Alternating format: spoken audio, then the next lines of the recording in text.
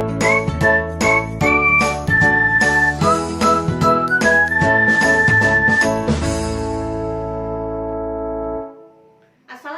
warahmatullahi wabarakatuh. Hello, welcome back to my English channel with me, Miss Renia Aprianti. Today we are going to discuss about passive voice. To make you have better understanding about this material, let's check it out. Passive voice is a voice that indicates that subject is the patient or recipient of the action denoted by the verb. Passive voice merupakan kalimat yang mengindikasikan sebuah subjek yang merupakan penerima dari aksi yang dikembangkan oleh kata kerja. Look at this diagram. Passive voice, when emphasized, is on the action or verb and the object of a sentence rather than the subject of a sentence. Passive voice ini digunakan untuk menekankan action atau kata kerja dan objek di dalam kalimat daripada penekanan subjek di dalam kalimat. Yang artinya, it means that action is more important than the subject. Action atau kata kerja itu lebih penting daripada subjek. Dan bisa saja subject is unknown, subjek tidak diketahui. Even when the subject is unknown, it is put at the end. Nah, ketika subjeknya itu tidak diketahui atau tidak dikenal, maka bisa diletakkan di akhir kalimat dengan penambahan by. We come to the use of passive voice.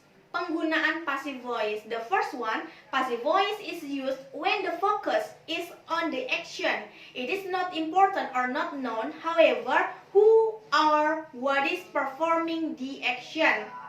For example, my watch was stolen. Passive voice digunakan ketika kita fokus terhadap sebuah aksi. Contohnya, jam saya dicuri. In the example above, the focus is on the fact that my watch was stolen. I don't know, however, who did it. Di contoh tersebut fokusnya adalah terhadap jam saya dicuri. Saya tidak tahu siapa yang melakukannya. Nah, look up. The second rule, sometimes a statement in passive is more polite than active voice. As the following example shows, a mistake was made. Kadang-kadang pernyataan di dalam passive voice ini dia kelihatan lebih sopan daripada pernyataan yang ada di dalam kalimat aktif. Contohnya, sebuah kesalahan dibuat. In this case, I focus on the fact that a mistake was made, but I do not blame anyone. I don't say you have made a mistake. Nah, dalam contoh ini bahwa saya itu hanya fokus terhadap suatu masalah yang dibuat. Saya tidak menyalahkan orang lain atas masalah tersebut dan saya tidak mengatakan atau tidak menyalahkan you have made a mistake. Nah, kelihatan ya perbedaannya bahwa terkadang passive voice itu terdengar lebih sopan. There are some rules for changing active voice to passive voice. Ada beberapa peraturan untuk mengubah kalimat aktif ke dalam kalimat pasif. The first one, identify the subject, the verb, and the object as VO. Change the object into subject. Put the suitable helping verb or auxiliary verb. In case the helping verb is given, use the same verb but not that the helping verb given agrees with the subject. Change the verb into the past participle form. Add the preposition by, and the last is change the subject into object. Ada beberapa peraturan ketika kita ingin mengubah kalimat aktif ke dalam kalimat pasif. Kalau di dalam bahasa Indonesia kalimat aktif itu kata kerja atau predikatnya itu berawalan me. Contohnya, saya memakan buah, maka passive voice-nya menjadi buah dimakan oleh saya. Nah, jadi hal yang pertama sebelum kita ingin mengubah kalimat active voice to passive voice, yang pertama kita harus mengidentifikasikan which one the subject, which one the verb, and which one the object. Yang selanjutnya, mengubah objek di dalam kalimat aktif menjadi subjek di dalam kalimat pasif. Ya, kemudian kita juga harus mengubah kata kerja. Kata kerjanya kita ubah ke dalam bentuk kata kerja ketiga. Jadi segala tenses, ada 16 tenses ya. Nah, ke-16 tensesnya itu ketika kita ingin mengubah ke dalam kalimat pasif, gunakan kata kerja ketiga ya.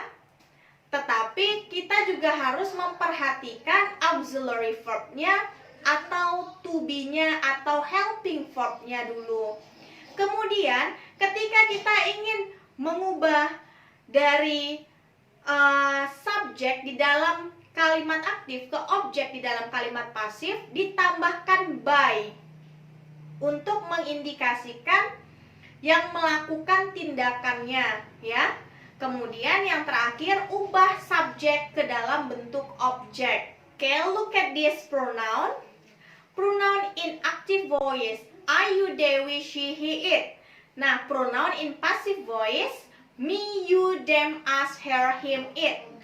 Nah, ketika subjeknya adalah I, you, they, we, she, he, it, ya, ingat, subjek di dalam kalimat aktif, ketika kita ingin mengubah ke kalimat pasif, maka subjek berubah menjadi objek. Yang awalnya subjeknya I, ketika berubah menjadi objek di kalimat pasif, maka I berubah menjadi me, you tetap menjadi you, they menjadi them, we, us, she, her, he, him, and it tetap it. The passive voice forms of a verb are created by combining a form of the verb to be with the past participle of the main verb. Passive voice itu dibentuk dengan mengkombinasikan to be atau helping verb or auxiliary dengan kata kerja ketiga. Oke. Nah, kalian bisa lihat contohnya di samping saya, ya. Nah, di situ bisa dilihat ketika tensesnya berbentuk simple present, ketika kita ingin mengubah ke kalimat passive voice, maka to be-nya tetap is, am, are. Kata kerjanya saja yang diubah dari kata kerja pertama diubah menjadi kata kerja ketiga. Lihat contohnya di situ ya. She makes the painting. Passive voice, the painting is made by her. Dia membuat lukisan itu. Lukisan itu dibuat olehnya. Nah, she tadi ya, she di kalimat pertama ini kan subjek. Kita ubah ke pasif menjadi objek. She berubah menjadi her. Nah, objek di dalam kalimat aktif tadi ya adalah the painting. Ketika diubah menjadi the painting is made by her. Oke, lihat lagi contoh yang kedua. They write the letters. Mereka menulis surat-surat itu. Nah, the letters. Suratnya berarti lebih dari satu. Ya, ketika kita ubah menjadi the letters are written by them. Surat-surat itu ditulis oleh mereka. Nah, di active voice subjeknya adalah they, verb one write, and object the letters. Nah, karena dia subjeknya berbentuk plural, the letters, maka we should use BR. Maka kita harus menggunakan to BR. The letters are written by them. To be plus being plus verb 3. Nah, jadi kalau dia progresif ini sama dengan continuous yang ditandai dengan penggunaan verb ing, kata kerja yang akhirannya ditambah ing. Ya, ketika di kalimat aktif dia verb ing. Maka ketika kita ingin mengubahnya ke kalimat pasif, to be-nya tetap ditambahkan being yang mengindikasikan bahwa itu berbentuk continuous atau progresif. Look at this example. She is making the painting. Dia sedang membuat lukisan. Ya, maka passive voice-nya berubah menjadi the painting is being made by her. Lukisan itu sedang dibuat olehnya. Oke, present perfect tense. Present perfect ditandai dengan penggunaan have dan kata kerja kerja ketiga kalau dia di dalam bentuk aktif. Have or has, tergantung subjeknya. Kalau subjeknya adalah I, you, they, we, maka gunakan have. Ketika subjeknya she, he, it, maka menggunakan has. She has made the painting. Dia sudah membuat lukisan. Lukisan itu sudah dibuat olehnya. They have written the letter. The letters have been written by them. Nah, bisa dilihat ya perubahan have dengan has-nya. Nah, kemudian past simple. To be-nya was, were, plus verb 3. Active voice, she made the painting. The painting was made by her. They wrote the letters. The letters were written by them. Oke, nah ini silahkan dibaca dan dipelajari. Polanya itu hampir sama dengan yang sebelum-sebelumnya. Yang harus kalian perhatikan adalah rumus dari perubahan kalimat aktif ke pasif. Untuk kalimat aktifnya, kalian bisa cek rumusnya di dalam kamus, rumus 16 tenses. Oke, let's practice. Number 1, my assistant is buying the boxes. Asisten saya sedang membeli kotak-kotak itu. Can you guess what tense is this? Yes, the tense is present continuous. Ya, present continuous ditandai dengan penggunaan to be, is, am, and verb ing. To be-nya di sini is, kemudian verb ing-nya adalah buying.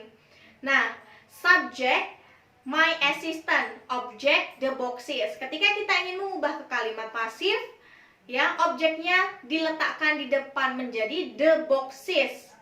Box itu ada penambahan s di situ yang artinya adalah subjeknya plural, maka gunakan to be are. The boxes are being bought by my assistant. Nah, buying di situ verb ing, tambahkan being, kemudian gunakan verb 3, bought, buy, bought, bought. Ya, kemudian the second one, they will meet Doris at the station. Mereka akan bertemu dengan Doris di stasiun. The subject is they, verb will meet, and object is Doris, at the station is adverb of place. We want to change into passive voice. The sentence become Doris will be met by them at the station. Can you guess what tense is this? Ya, tensesnya adalah future. Bisa dilihat dari penggunaan will. Will plus verb 1, will meet. Sehingga ketika kita ubah ke dalam kalimat pasif, ya, di kalimat aktif itu objeknya adalah Doris, sehingga diubah menjadi subject Doris will be met by them. They berubah menjadi objek. They pronounnya adalah them, tambahkan by. Doris akan ditemui oleh mereka di stasiun. The third one, Michael has sent me the file. I have been sent the file by Michael. Michael telah mengirimkan saya file itu. Nah, di sini objeknya adalah me. Nah, maka passive voice, I have been sent the file by Michael. Saya sudah dikirimkan file itu oleh Michael. Next, the waiter brought Fred a big stick. Pelayan itu membawakan Fred stick yang besar. Fred is brought a big stick by the waiter. Pelayan itu. Fred dibawakan stick yang besar oleh pelayan itu. Can you guess what tense in this sentence? Yes, the tense is past tense. The teacher always answers the students' questions. Guru itu selalu menjawab pertanyaan-pertanyaan dari siswa. Oke. Nah, objek kita ganti, objeknya kita ubah menjadi subject. The students' questions. Itu pertanyaannya lebih dari satu, makanya kita menggunakan to be are. Ya, the students' questions are answered by the teacher. pertanyaan-pertanyaan dari siswa dijawab oleh guru. Ini tensesnya adalah simple present karena bisa dilihat dari penggunaan verb one di kalimat aktifnya. Verb one-nya answers. Ada tambahan s di situ karena subjeknya hanya satu. Coba diingat-ingat lagi ya untuk tensesnya. And the last one, she was baking the cake when I arrived. Dia sedang membuat kue ketika saya datang. Nah, ini tensesnya adalah past continuous. Dari mana tahu kalau ini past continuous? Bisa dilihat dari penggunaan to be dan verb ing. To be-nya berbentuk past, was. Kemudian continuousnya ditandai dengan penggunaan verb ing. Kemudian ada lagi penggunaan conjunction when. Nah, biasanya conjunction when dengan while ini digunakan untuk tenses past continuous. The cake was being baked by her when I arrived. Okay, do you understand so far? I hope all of you have understood about our material today. I think that's all for today. Thank you for watching. Wassalamualaikum warahmatullahi wabarakatuh. Bye bye. Have a nice day.